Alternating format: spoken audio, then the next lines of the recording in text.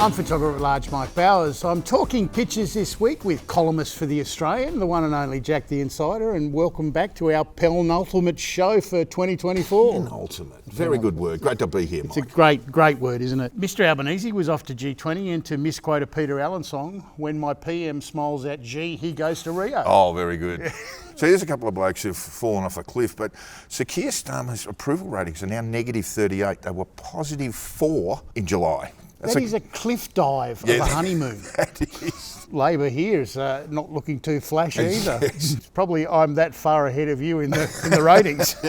They always have to see them do something when they line them up, the handhold. President Xi just look happy there. Yeah. Holding hands. Deeply contented human being there. You reckon he's got the steely grip? Oh yeah. Bad Yu Chow has put the Prime Minister of Australia on the menu here with his lobster and wine. Yes, President Xi will get that succulence of the rock lobster and then something rather bitter after that. Brett Lethbridge has got the two leaders here doing the superpower line dance. Good one, Albo. Tell us what you want to be again. A renewable energy superpower. Yeah. You've got to start somewhere. Very disturbing, David Yes, Rowe. very the full disturbing. Brazilian come back from overseas with a lovely tan line. And that's gonna hurt. I love the lobsters in with the hot wax here. Breathe in.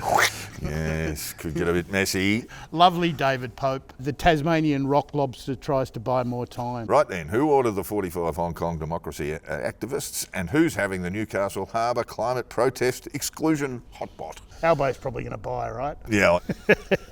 Mark Knight, a bit of panda diplomacy. We're now best of friends. He might have lost a little bit of himself there. He's bleeding rather heavily, but they are very good friends now. Jack, the government was trying to pass a bill to limit the number of foreign students, but we had Mr Dutton trying the old Trump immigration playbook here. Well, that's what Mr Golding seems to be suggesting. If the cap fits.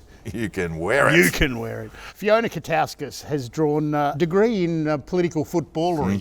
I don't know if uni's good value for money, Mum, but I am getting a free lesson in Australian politics. Learning how to drop kick. Yeah. And tough on immigration. Tough on immigration. It was a case of Back to the Future as Jim Chalmers revealed that we were going to make some changes to the Future Fund, and a lovely David Rowe with the Peter Costello Future Fund mausoleum. Yes. I don't know why we just don't rip it all out and back a favourite in the last and Sharks in. So what about we went halves on the Nukes? On the Nukes, yeah. Sounds kind of good. Sounds kind of good. Lovely Mark Knight cartoon here, Jack. Yes, Jim Chalmers, Raiders of the Future Fund. And that, I think, is probably Peter Costello, the statue there. The gold statue. What could go wrong? I think from the movie, things start descending. Yeah, great big boulder will roll on after him, yeah. I'd like to see him with a whip. What do you make of the social media laws, Jack? I mean, there was a big brouhaha in Canberra this week as they introduced legislation. It makes no sense to me. So we've got John Kadelka here saying, what's our position on carrier pigeons?